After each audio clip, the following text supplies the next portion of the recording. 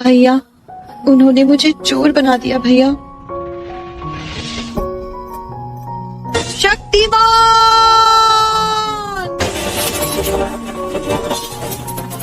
लेकिन ये इंजन पानी से चलता है। जो समझ करो सर, यहाँ कैसे गिरफ्तार करना है? আসসালামু আলাইকুম বন্ধুরা, কেমন আছো সবাই? আশা করছি তোমরা সবাই ভালোই আছো। তো আজকে আমি যে মুভিটি এক্সপ্লেন করতে চলেছি সেই মুভিটি থেকে আমাদের অনেক কিছুই শেখার আছে। আমি এই বিষয়ে সম্পূর্ণ নিশ্চিত যে তোমরা যদি সম্পূর্ণ এক্সপ্লেনেশনটি দেখো তাহলে তোমরা আমাদের সমাজ ব্যবস্থা এবং শিক্ষা ব্যবস্থার কালো দিকগুলো সম্পর্কে অনেক ভালোভাবে জানতে পারবে এবং সেই সাথে এ থেকে বাঁচার উপায়ও জানতে পারবে। তাহলে আর কথা না বাড়িয়ে চলো শুরু করা যাক। শুরুতেই আমরা দেখতে পাই একজন সুপারহিরো একটি উঁচু জায়গায় দাঁড়িয়ে পুরো শহরের দিকে নজর রাখছে। এরপরে সিন শিফট হয় একটি স্কুলগামী বাচ্চার দিকে, যার ব্যাগে ছিল শক্তিমানের ছবি লাগানো। পরের দৃশ্যে আমরা ছেলেটার বাবাকে দেখতে পাই, যে কিনা তার প্রতিবেশীর সাথে বলছিল যে তার ছেলে শক্তিমানের জন্য এতটাই পাগল যে সে তার জন্মদিনে শক্তিমানের কস্টিউম ছাড়া আর কিছুই কেনেনি। পরের দৃশ্যে আমরা শক্তিকে দেখতে পাই, যে কিনা ক্লাসরুমে বসে সুপারহিরো মাস্ক আঁকাতে এতটাই ব্যস্ত ছিল যে তার ম্যামের রোল কলও শুনতে পাচ্ছিল না। এরপরে আমরা দেখতে পাই শক্তির ব্যাগের মধ্যে সেই শক্তিমানের কস্টিউমটি এবং সে তার বাবার আধার কার্ডে পর্যন্ত শক্তিমানের ছবি লাগিয়েছিল, অর্থাৎ ছেলেটা এক প্রকার সুপারহিরোদের প্রতি অবসেসড ছিল। এরপরে মিস জিজ্ঞেস করে, বড় হয়ে তোমরা কে কি হতে চাও? উত্তরে কৃষ্ণা বলে, আমি আমার বাবার মতো ডাক্তার হতে চাই। কিশোর বলে, আমি আমার বাবার মতো উকিল হতে চাই। কিন্তু শক্তি বলে, আমি শক্তিমানের মতো সুপারহিরো হতে চাই। ম্যাম ওর কথা বুঝতে না পেরে জিজ্ঞেস করে, তুমি কি অভিনয় শিল্পী হতে চাও? উত্তরে শক্তি বলে, না ম্যাম, আমি সত্যিকারের সুপারহিরো হতে চাই। ম্যাম বলে, সুপারহিরোরা বাস্তবে হয় না, ওরা যেমন বলেছে ডাক্তার উকিল এগুলো বাস্তবে হয়। কিন্তু শক্তি বলে, আমি সত্যিই শক্তিমান হতে চাই। এরপর কিশোর উঠে বলে, হ্যাঁ ম্যাম, শক্তিমান ওর বন্ধু হয়, ও শক্তিমানের জন্য কাপড়ও কিনেছে যেটা ওর ব্যাগের মধ্যেই রয়েছে। অন্য একটি ছেলে উঠে বলে, হ্যাঁ ম্যাম, আমি যদি ওর হোমওয়ার্ক করে দিই তাহলে ও আমাকে শক্তিমানের সাথে দেখা করাবে, এটা বলেছে। ফলে ম্যাম রেগে গিয়ে শক্তির কান ধরে টানে এবং শক্তিমানের কাপড় নিয়ে চলে যায়।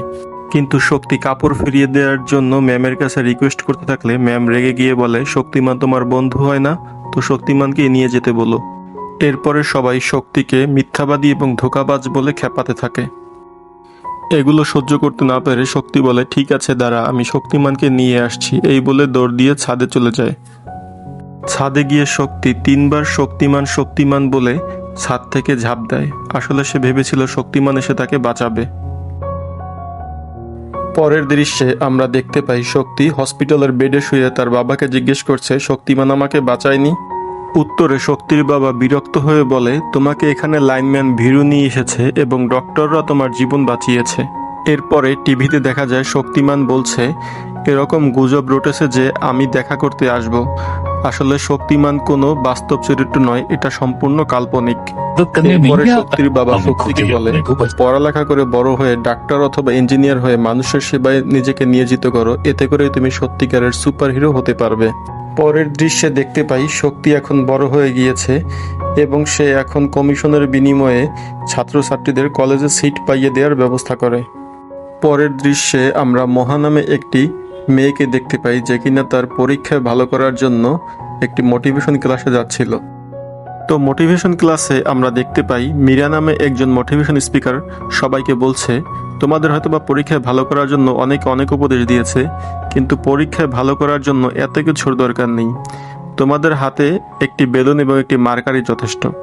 তোমাদের যার যে বিষয়ে ভয় বা দুশ্চিন্তা আছে সেটা এই বেলুনে লিখে ফেলো। এরপর মীরা বলে, লেখা হয়ে গেলে বেলুনগুলোকে ছেড়ে দাও, এবং বেলুনগুলো ছেড়ে দেওয়ার পর সেগুলো আকাশে উড়ে যায়। এবং মীরা বলে, দেখলে সমস্যাগুলো আমাদেরকে ধরে রাখে না, বরং আমরাই যারা সমস্যাগুলোকে ধরে রাখি। এরপর মীরা জিজ্ঞেস করে, এখন তোমরা স্ট্রেস ফ্রি এবং খুশি তাই না? সবাই উত্তরে বলে হ্যাঁ। তখন মীরা বলে, এখন এই মুডের সাথেই যাও আর ভালো করে পরীক্ষা দাও, অল দ্য বেস্ট। অপরদিকে আমরা দেখি কোচিং সেন্টারগুলো মলম বিক্রেতাদের মতো বিজ্ঞাপন দিয়ে যাচ্ছে স্টুডেন্ট ভর্তি করানোর জন্য, যেমনটা ঠিক আমাদের দেশের কোচিং সেন্টারগুলোও করে থাকে। এরপরে শক্তি ৭৫ লাখে মেডিকেল কলেজের একটি সিটের জন্য অফার নিয়ে আসলে মেডিকেল কলেজের প্রতিনিধি 2 কোটি টাকা চায় এবং বলে তাদের 100% সাকসেস রেট। শক্তি বলে এবার এখন পর্যন্ত পরীক্ষা শেষও হয়নি, তার আগেই আমরা এত টাকা নিলে পরবর্তীতে সমস্যা হতে পারে। তখন এজেন্ট বলে টাকা হলে পরীক্ষার কোনো দরকার নেই। এরপরে আমরা দেখতে পাই 2 কোটি টাকা দিয়ে ভর্তি করাতে একজন বাবা তার মেয়েকে নিয়ে আসে। এরপরে আমরা দেখতে পাই ভর্তি চলাকালীন উক্ত কলেজে পুলিশ অভিযান চালাতে আসে। পুলিশ অভিযোগ করে রেজাল্ট প্রকাশিত হওয়ার আগেই কিভাবে এই মেডিকেল কলেজ 50 জন স্টুডেন্টকে ভর্তি নিয়েছে। আমি আগামী 10 মিনিটের মধ্যে রেড করে আপনার এই কলেজ বন্ধ করে দেব। উত্তরে মেডিকেল কলেজের মালিক বলে, ম্যাডাম আপনি যে এত বড় একটা অভিযান চালাতে এসেছেন সেটা কিন্তু কোনো চ্যানেলেই দেখানো হচ্ছে না। অর্থাৎ কোথায় কি দেখানো হবে আর হবে না সেটা কিন্তু আমি ঠিক করব। আর আপনি যদি এরপরে অভিযান চালাতে চান, এই মেডিকেল কলেজের ছাদ থেকে একটি ছাত্রকে ফেলে দিয়ে কলেজ বন্ধ হওয়ার জন্য ক্যারিয়ার ধ্বংস হওয়াতে ছেলেটি ছাদ থেকে লাফ দিয়ে আত্মহত্যা করেছে বলে চালিয়ে দেব। যার প্রতিবাদে ছেলেটির মা বাবা গায়ে পেট্রোল ঢেলে রাস্তায় অনশন এবং প্রতিবাদ করবে এবং তাদের গায়ে আগুন লাগানোর ব্যবস্থা আমিই করব। আর এই সম্পূর্ণ ঘটনার দায়ভার আপনার উপরেই বর্তাবে। কলেজ মালিকের এরকম ধমকে পুলিশ রীতিমতো ভয় পেয়ে সেখান থেকে চলে যায়। এরপরে আমরা সন্তোষ নামের একটি ছেলেকে দেখতে পাই, যে কিনা নারিকেলের ছোবড়া দিয়ে এমন একটি ট্যাবলেট তৈরি করেছে যার দ্বারা পৃথিবীর যে কোনো ভূমিতে চাষাবাদ করা সম্ভব। পরক্ষণেই আমরা দেখতে পাই ভিডিওটি একটি কনফারেন্স রুমে চলছিল, যেখানে সব বড় বড় ব্যবসায়ীরা বসে ভিডিওটি দেখছে আর বলছে এই আবিষ্কার জনগণের হাতে চলে গেলে আমাদের ব্যবসা বন্ধ হয়ে যাবে। ফলে তারা ছেলেটাকে ধরে তার চোখের মধ্যে এমন একটি ইনজেকশন দেয় যার ফলে তার ব্রেনের প্রিফ্রন্টাল কর্টেক্স নষ্ট হয়ে যায় এবং সে নিজ থেকে চিন্তা করার শক্তি হারিয়ে ফেলে। যেভাবে কমান্ড দেওয়া হবে সে ঠিক সেভাবেই করবে, যেমনটা আমাদের ছোটবেলা থেকে স্কুলে শেখানো হয়। বেঞ্চের উপরে দাঁড়াতে বললে বেঞ্চের উপরে দাঁড়াই, আর মুখে আঙুল দিতে বললে আমরা মুখের উপরে আঙুল দেই।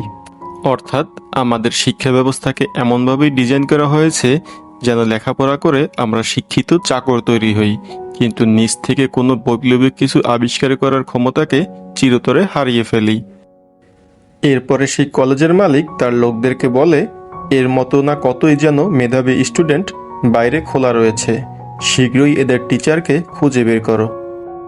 পরের দৃশ্যেই আমরা একজন শিক্ষককে দেখতে পাই যে কিনা ব্রেনের প্রিফ্রন্টাল কর্টেক্স নিয়ে পড়াচ্ছে। তিনি বলছে উপরওয়ালা আমাদের এই অংশটা চিন্তা শক্তির জন্য দিয়েছে যেন আমরা স্বাধীনভাবে চিন্তা করে নতুন কিছু উদ্ভাবন করতে পারি, কিন্তু আমাদের মধ্যে অনেকেই এই অংশটার ব্যবহারই জানে না। এরপরে তার একজন ছাত্রী জিজ্ঞেস করে, আপনি এই কথাটা কেন বললেন স্যার? উত্তরে পাল্টা প্রশ্ন করে শিক্ষক জিজ্ঞেস করে, তোমরা কি জানো নতুন গাড়ির টায়ারের নিচে কেন লেবু রাখা হয়? এরপর একটা ছেলে বলে, স্যার আমার দাদা দাদি আমাকে এরকম করতে বলেছে। অন্য একটি মেয়ে উঠে বলে, স্যার এরকম করলে আমাদের গাড়ি ভালো থাকে। এরপরে অন্য একটি ছেলে জিজ্ঞেস করে, স্যার আমরা যুগের পর যুগ ধরে এটা পালন করে আসছি, এতে সমস্যা কি? উত্তরে শিক্ষক বলে, আসলে আগেকার দিনে ঘোড়া এবং গরুর গাড়ি ছাড়া অন্য কোনো যানবাহন ছিল না, আর এই গাড়িগুলোকে যেহেতু বিভিন্ন রকম জায়গা থেকে যেতে হতো, তাই ঘোড়া এবং গরুর পাকে জীবাণুর আক্রমণ থেকে রক্ষা করার জন্য এদের পায়ের নিচে লেবু রাখা হতো, যাতে করে লেবুর সাইট্রিক অ্যাসিড জীবাণুর আক্রমণ থেকে এই পশুদের পাকে রক্ষা করে। আর তখন থেকেই আমরা এই রীতি পালন করে আসছি, কিন্তু বর্তমানে যেহেতু রাবারের টায়ারযুক্ত গাড়ি চালানো হয়, তাই এখন আর এই রীতি পালনের কোনো প্রয়োজন নেই। টিচার বলে, প্রশ্নের উত্তর দিতে পারলে তুমি নাম্বার পাবে, কিন্তু যখন তুমি পাল্টা প্রশ্ন করবে তখনই তুমি স্মার্ট হয়ে যাবে। ক্লাস শেষে একটি মেয়ে এসে বলে, স্যার সন্তোষ কালকে বাড়ি গিয়েছিল, কিন্তু কালকের পর থেকে আর ওকে দেখা যায়নি। এরপরে টিচার বলে, ঠিক আছে আমাদের একজন লোক ওর বাসায় পাঠিয়ে খবর নাও। পরের দৃশ্যে আমরা দেখতে পাই মহার বাবা মীরার সাথে কথা বলছে।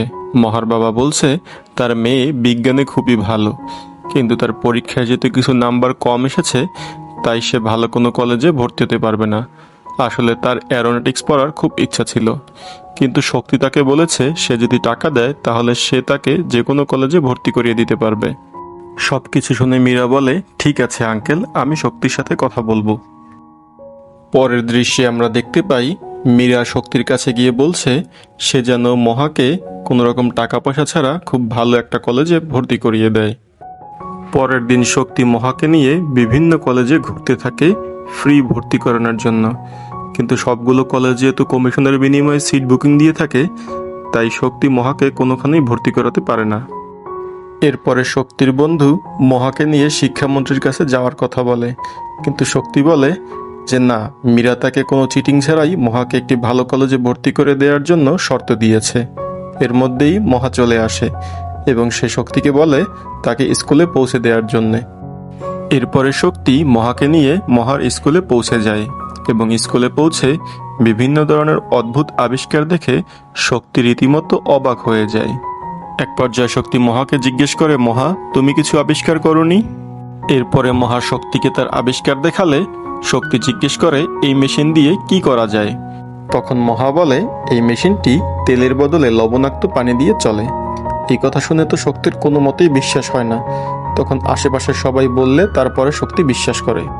এরপরে শক্তির মাথায় একটি আইডিয়া আসে যে এমন একটি মহান আবিষ্কার যদি যে কোনো কলেজে নিয়ে দেখানো যায়, তাহলে মহা অতি সহজেই যে কোনো কলেজে চান্স পেয়ে যেতে পারে। এরপরে শক্তি মহার টিচারের কাছে মেশিনটি নিয়ে যাওয়ার জন্য পারমিশন চাইতে গেলে টিচার মেশিন তো দেয়ই না, বরং রাগ হয়ে শক্তিকে সেখান থেকে বের করে দেয়। কিন্তু শক্তিও ছিল নাছোড়বান্দা। সে রাত্রে মেশিনটি চুরি করে এনে একটি অটোতে ফিট করে এবং সকালে সেটা শহরের সব থেকে ভালো কলেজে গিয়ে চালিয়ে দেখায়। এবং সবাই যখন অবাক হয়ে জিজ্ঞেস করে এই মেশিনটির আবিষ্কার কে করেছে, তখন শক্তি মহাকে দেখিয়ে দেয়। আর শক্তি সবাইকে রিকোয়েস্ট করে তারা যেন মহার মতো একজন মেধাবী স্টুডেন্টকে মেধার ভিত্তিতে ফ্রিতে পড়ার সুযোগ দান করে। ইতিমধ্যেই এই খবর এই কলেজের মালিকের কাছে পৌঁছে গেলে সে জানায় যে সে মহাকে এই কলেজে ফ্রি পড়তে দেওয়ার জন্য রাজি আছে এবং তার প্রতিনিধি যেন মহাকে এই বিষয়টি অবগত করে।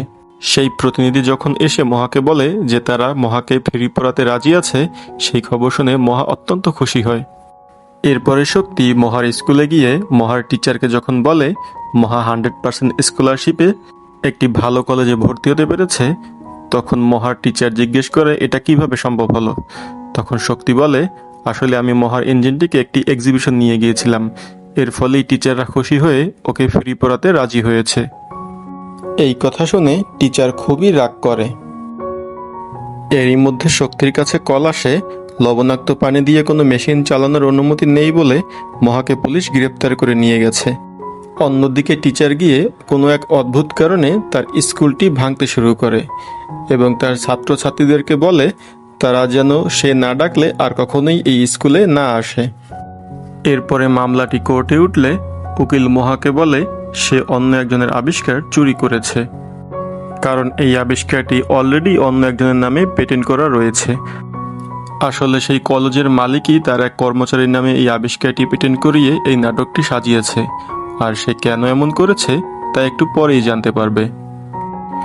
আর ভরা আদালতে চোর সাব্যস্ত হওয়ার লজ্জা মহা কোনোভাবেই মেনে নিতে পারছিল না, তাই সে চলন্ত ট্রেন থেকে লাফ দিয়ে আত্মহত্যা করে।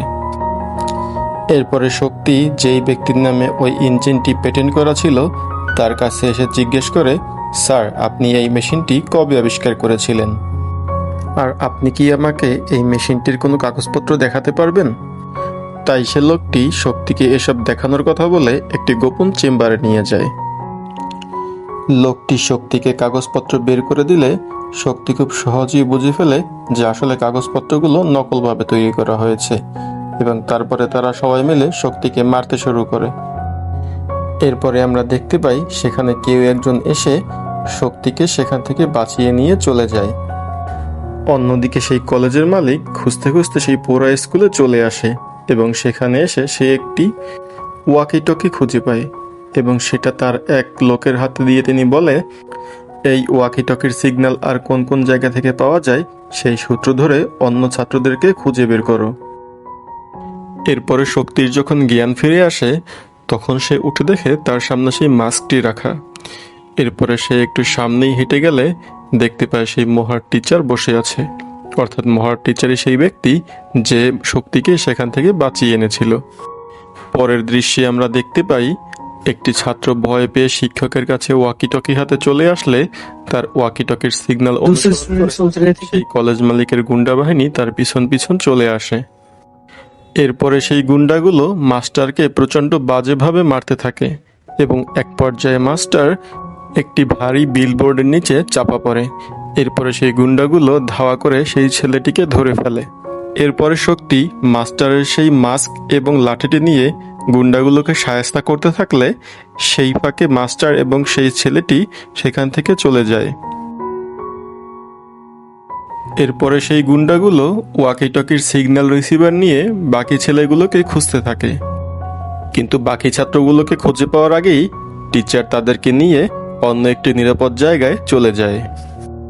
এরপরে টিচার তার স্টুডেন্টদেরকে বিদেশ পাঠিয়ে দিতে চাইলে সেখানে শক্তি নিষেধ করে বলে যে না, ওদের মতো মেধাবী লোকজন আমাদের দেশেই দরকার। ওরা ওদের মেধা ও শ্রম দিয়ে আমাদের এই দেশকে নতুন করে গড়ে তুলবে, আর ওদের নিরাপত্তার দায়িত্ব এখন থেকে আমার। এরপরে টিচার বলে, তুমি কি জানো মহা যেই মেশিনটি তৈরি করার জন্য জীবন দিয়েছে সেই কলেজের মালিক ওই মেশিনটি আরব শেখদের কাছে বিক্রি করে হাজার হাজার কোটি টাকার মালিক হতে যাচ্ছে। এরপরে আমরা দেখতে পাই সেই কলেজের মালিক আরব শেখদের সাথে মিটিংয়ে বলছে, আমার কাছে এমন একটি মেশিন আছে, সেটা কোনো প্রকার তেল ছাড়া শুধুমাত্র লবণাক্ত পানি দিয়ে চলতে পারে। আর এই মেশিন যদি একবার বাজারে এসে যায় তাহলে তোমাদের তেলের ব্যবসা সারা জীবনের মতো ধ্বংস হয়ে যাবে। সব কিছু শুনে আরবের শেখরা সেই কলেজের মালিককে শর্ত দেয় যে তুমি আমাদেরকে এই মেশিনের অরিজিনাল পেটেন্ট দিয়ে দাও এবং এই মেশিনটিকে সম্পূর্ণরূপে ধ্বংস করে দাও। এর বিনিময়ে তুমি যত টাকা চাও তত টাকাই পাবে। এরপরে সেই মেশিনটিকে আগুন দিয়ে গলাতে নিলে আমরা দেখতে পাই হঠাৎ করে সেখানকার লাইট বন্ধ হয়ে যায় এবং একটু পরেই আমরা দেখতে পাই সুপারহিরোর কস্টিউমে সেখানে শক্তি দাঁড়িয়ে আছে। সেখানে শক্তি সবাইকে মেরে মেশিনটি নিয়ে চলে যায় এবং পরের দিন শক্তি গিয়ে পেটেন্টের অরিজিনাল কাগজপত্র চুরি করে নিয়ে আসে। এরপরে যখন অ্যাডভান্স টাকার লেনদেন হয় তখন সেই টাকাগুলো নিয়েও শক্তি সেখান থেকে চলে যায়। এরপরে আমরা দেখতে পাই একটি খেলার মাঠের দৃশ্য, যেখানে আকাশ থেকে টাকা ঝরছিল।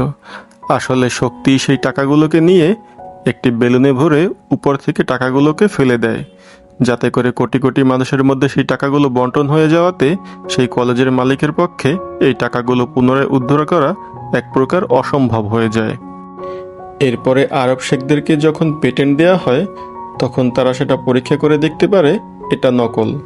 আসলে শক্তি প্রথমেই সেই আসল পেটেন্টের জায়গায় নকল কাগজপত্র রেখে দিয়েছিল। ফলে রাগান্বিত হয়ে আরবের শেখরা সেই কলেজের মালিককে টাকা ফেরত দেওয়ার জন্য 2 দিনের সময় বেঁধে দেয়। কিন্তু টাকাগুলো যেহেতু ইতিমধ্যেই লাখো জনতা করিয়ে নিয়েছিল, তাই সেই টাকাগুলো উদ্ধার করা ছিল অসম্ভব। এরপরে শক্তি ক্যামেরার সামনে এসে বলে 60,000 কোটি টাকা। এটা ইন্টার পাস করা একটা মেয়ের আবিষ্কারের মূল্য, যে কিনা লবণাক্ত পানি দিয়ে চলে এমন একটা মেশিন আবিষ্কার করেছিল। কিন্তু এই আবিষ্কারের মূল্য সে পায়নি, পেয়েছে যে এই আবিষ্কারটা চুরি করেছিল সেই ব্যক্তি। আসলে আমরা কখনোই আমাদের বাচ্চাদের চাওয়াকে গুরুত্ব দেই না। ওরা যেটা পড়তে চায় আমরা সেটা পড়তে না দিয়ে আমাদের নিজেদের ইচ্ছা ওদের উপরে চাপিয়ে দেই, আর এভাবেই এক একটা মেধা আস্তে আস্তে হারিয়ে যায়। তাই নিজেদের ইচ্ছা ওদের উপরে চাপিয়ে না দিয়ে ওরা যেটা পড়তে চায় সেটাই পড়তে দিন। আর ওরা কে কোন বিষয়টি পছন্দ করে তা জানতে হলে আপনারা ওদের রাফ খাতা খুলে দেখতে পারেন, কারণ ওদের চাওয়া পাওয়া ইচ্ছা আগ্রহ সেখানেই ফুটে ওঠে। এরপরে সেই কলেজের মালিক তার দলবল সহ শক্তির উপরে আক্রমণ করে। প্রথমে তো গুন্ডাগুলো শক্তিকে প্রচুর মারতে মারতে এক পর্যায়ে তার চোখের মধ্যে ইনজেকশন দিয়ে তার প্রিফ্রন্টাল কর্টেক্স অকেজো করে দেওয়ার চেষ্টা করে, কিন্তু শক্তি তখনই প্রতিরোধ গড়ে তোলে আর সেই ইনজেকশনটি কলেজ মালিকের চোখের মধ্যে দিয়ে দেয়, যার ফলে সে নিজে থেকে কোনো কিছু চিন্তা করার স্বাধীন চিন্তা শক্তি হারিয়ে ফেলে। আর এভাবেই মেধা ধ্বংসকারী এক রাক্ষসের পতন হয়। কিছুদিন পরে আমরা দেখতে পাই শক্তি তার পরবর্তী মিশনের জন্য বের হয়ে গেছে। আর এভাবেই ছোটবেলা থেকে সুপারহিরো হতে চাওয়া সাধারণ ছেলেটি সত্যিকারের সুপারহিরো হয়ে ওঠে। তো বন্ধুরা, এই ছিল হিরো মুভির এক্সপ্লেনেশন। তোমাদের কাছে যদি আমার এক্সপ্লেনেশন বিন্দুমাত্র ভালো লেগে থাকে তাহলে অনুরোধ রইল লাইক ও সাবস্ক্রাইব করে পাশে থেকো। আর যদি কোনো কারণে ভালো না লেগে থাকে তাহলে কমেন্ট বক্সে অবশ্যই জানিয়ে দিও কেন ভালো লাগেনি। আমি পরের ভিডিওটি তৈরি করার সময় সেই বিষয়টি অবশ্যই মাথায় রাখব। তাহলে আজকের মতো বিদায়, আল্লাহ হাফেজ।